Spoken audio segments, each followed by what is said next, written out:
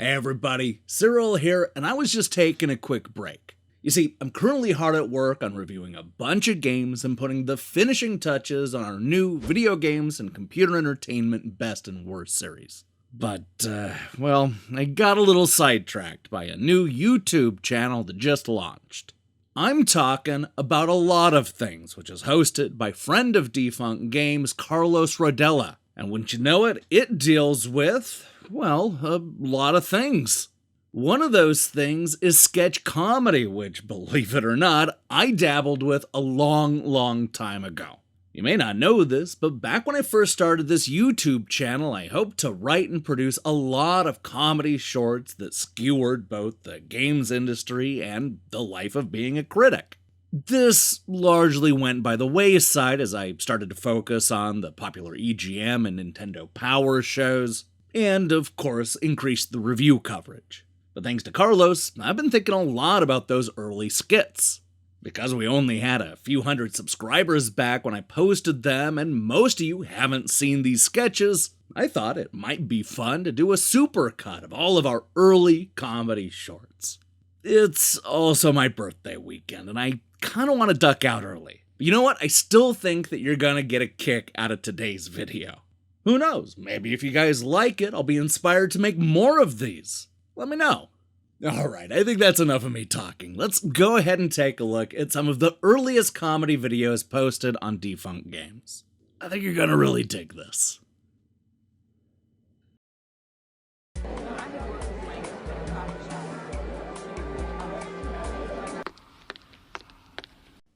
Don't buy that. What? The Super Nintendo in your hand. Don't buy it. It's not worth it. Why do you say that? Look, that's a 16-bit system, right? Well, just between you and me, the 32-bit revolution is here. You've come here on a good day, because I just got this brand new shipment of systems, and they're going to make you forget all about the Super Nintendo. See this one here? It's the CDI, and it's made by the best VCR company in the world. So you know they're kind of a big deal. Forget Super Mario World. That's yesterday's news. This thing has 32-bit Mario and Zelda. Oh, and get this. These CDs play actual movies. Check it out. You can watch Hunt for Red October on this thing. You'll have to change discs a few times, but can that Super Nintendo play Hunt for Red October? Yeah, I didn't think so. But I want. Dude, I don't care what you want. I work at Software Etc., and I drive my dad's old Mustang, so you know I'm legit. Seriously, get rid of that Super Nintendo and buy this CDI instead. It's 32-bit, so you know it's twice as good. Hey, where are you going? We haven't even talked about the 3DO yet.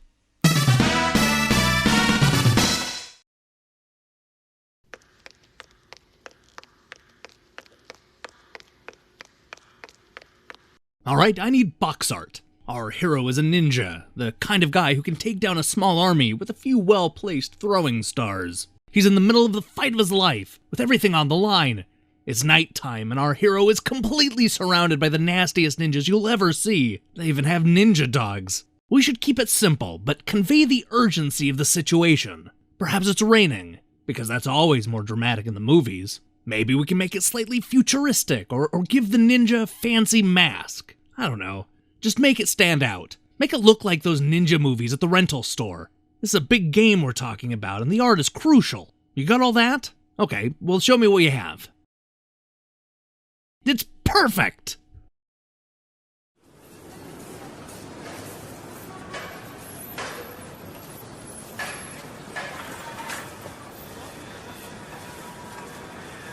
There, now everybody on Twitter will know that DuckTales is actually a cautionary story about wealth inequality. I'm pretty sure I just won the internet. And now to wait for somebody to retweet. And refresh. Hey, I just saw your last tweet. Dude, I think you just won the internet. I was just saying that. Thank you for noticing. You know, it's so often that I see so much negativity online, so I really do appreciate your kind words. No, man, that was funny. That was really funny. You're really funny. I love the site. But I notice you don't get a lot of hits. Nobody seems to know about you. Yeah, well, I mean, thanks for pointing that out. No, man, don't mention it. It's just, you should be a lot more popular, you know? Like, literally nobody reads your work. I know a hooker with Ebola getting more action than you. But that's wildly inappropriate. I mean, look, how long has it been? 2, 3 years? It's been a long time. It's actually been 13 years. Now, you did not just tell me it's been 13 years. That's madness. What kind of man wastes that much time? Give it up. Get married. Find a new hobby. I thought you liked the site. Perhaps now is a good time to start making unboxing videos. Everybody loves those. Or maybe show people what you bought. Look, you got this big collection here. You could probably milk it for at least 200 views on YouTube. Well, I've been thinking about doing a lot of short animated sketches using old pixel art. Really basic little comedy pieces. I don't know. Yeah, don't do that. That's a horrible idea. What you need to do is play a lot of Call of Duty videos and make crazy noises while talking over it. What? Wait, who are you? Kinda like... Security, take this man away.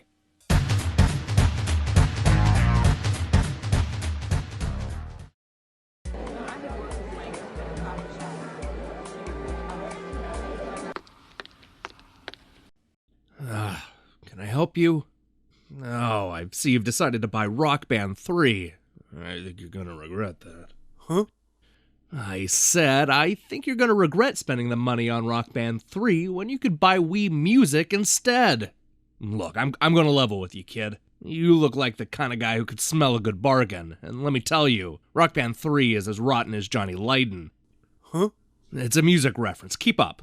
Let me make this simple for you.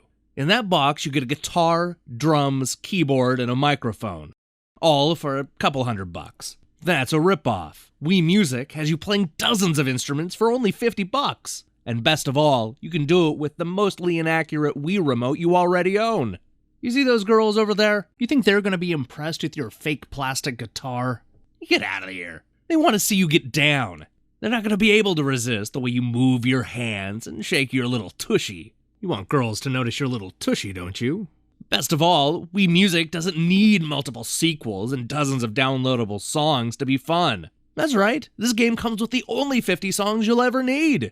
Does your precious Rock Band have Wake Me Up Before You Go Go and Twinkle Twinkle Little Star? Yeah, I didn't think so. Besides, they'll probably just quit supporting the DLC in a couple years anyway.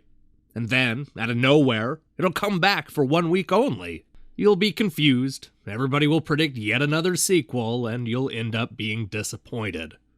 Who wants to deal with that crap?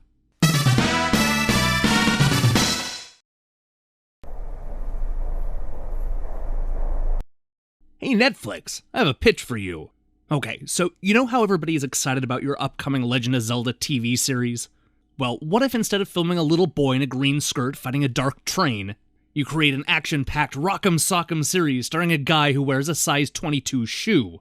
That's right, I'm talking about Shaq Fu. Just imagine it. Shaquille O'Neal gets sucked into another dimension and has to fight his way back to Earth. In the first episode, he befriends 2 other outcasts, Kaori, the cat girl, and Colonel, a war veteran who's been pieced back together using robotic parts. Maybe we can get somebody like Zoe Saldana, or Yaya DaCosta, or Retta from Parks and Recreation. I don't know. Just don't get Katherine Heigl. She ruins everything. So anyway, it turns out that Colonel has been sent by the Beast, a demonic figure who rules over this entire dimension. Shaq learns that a squad of killers has been hired to make sure the basketball star doesn't make it back to Earth. From voodoo to mummies to Middle Easterners, each assassin is based on one of Shaq's irrational fears.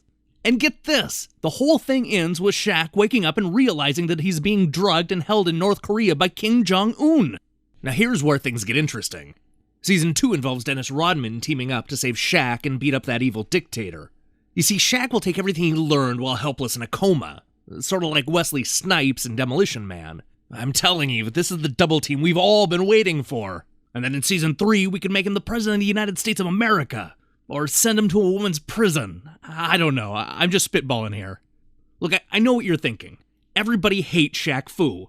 But look, it raised $458,000 on Indiegogo, which means that at least 1,300 people want to see it return. Oh, and this is way out of the box, I know, but what if it turns out that this was actually a prequel to The Interview? Frigate Daredevil, I'm pretty sure Shaq Fu is going to put your little website on the map. So what do you say? You want to help me make this a reality? No?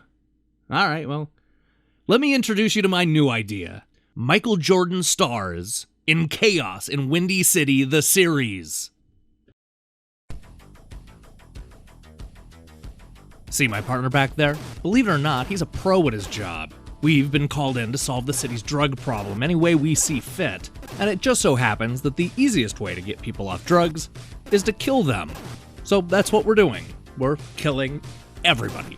But lately, all this indiscriminate bloodshed has left me questioning my life decisions. Is it possible that I'm the star of one of the most wildly offensive video games of all time? In case you don't remember me, I'm the nameless blue guy from NARC. I was hired 27 years ago to send a simple, yet powerful message to the kids of America. Drugs are bad, and people that do them deserve to die. No trial, no jury, just straight to execution. Preferably on the city streets, where you can pocket their money after gunning them down. For years, I didn't think much of it. I mean, can you blame me? Just look at these guys. Every one of them looks like a rejected daredevil thug. But looks can be deceiving. I just found out that Carl opened his own dispensary in Colorado, and is thinking about expanding to other states. He posted a heartbreaking story on Facebook about using medical marijuana to treat his epileptic seizures. And that's when it hit me. There's a good possibility that NARC sends the worst possible message. I mean, yeah, most people think drugs are bad, but murdering an entire village, that seems like it's a whole lot worse. This is the kind of death and destruction a James Bond villain could only dream about, yet we were being celebrated like returning war heroes. What makes this especially repugnant is that the game was sold as having a healthy anti-drug message. From the box art to the advertising to the attract screen, NARC was presented as a bold step in Nancy Reagan's Just Say No campaign. But there's nothing moral about it. You can say all the terrible things you want about Grand Theft Auto, but at least it didn't pretend to be an agent of positive social change. The irony is if NARC really wanted to crack down on drug fatalities, we would have spent the entire game shooting people buying beer and cigarettes at the local 7-Eleven. Or we would have targeted the pharmaceutical companies that are linked to hundreds of thousands of deaths every year. You see, our legal vices are much more destructive than that pot dealer down the street. Yet I don't remember busting coked-up Wall Street executives or rich frat boys. For some reason, it's always poor people in the subway or outside the porn shops. It's been 27 long years of fighting this battle, and I'm sick of it. I just want to go home and hug my wife and kids. If I have a wife and kids, you know, it's not real clear in the fiction. But one thing that's clear is that you're gonna have to do something to stop my partner back there. Maybe send in the SWAT team, or RoboCop, or give him drugs, I don't know. Just make it quick, because I don't know how to get out of this video. Hey, thanks for taking a trip back in time with me and watching these old sketch comedy shorts. And hey, do me a favor and head over to the YouTube channel A Lot of Things and check out what Carlos is up to. You won't regret it, I guarantee it. Now, here's the question I have for you. Should we bring back some of our old shows? You know, I was throwing a lot of stuff at the wall in the early days, and I'm not gonna lie, I miss some of those ideas. Is it time to give them a second chance now that we have a lot more subscribers? Let me know in the comments below. In other news, we'll be back on Sunday with a new episode of Things We Learned, followed on Monday by a review of Insurmountable. Yeah, we're gonna see if that name proves to be true or not. In the meantime, I strongly recommend you click that subscribe button and support what we're doing here. Until then.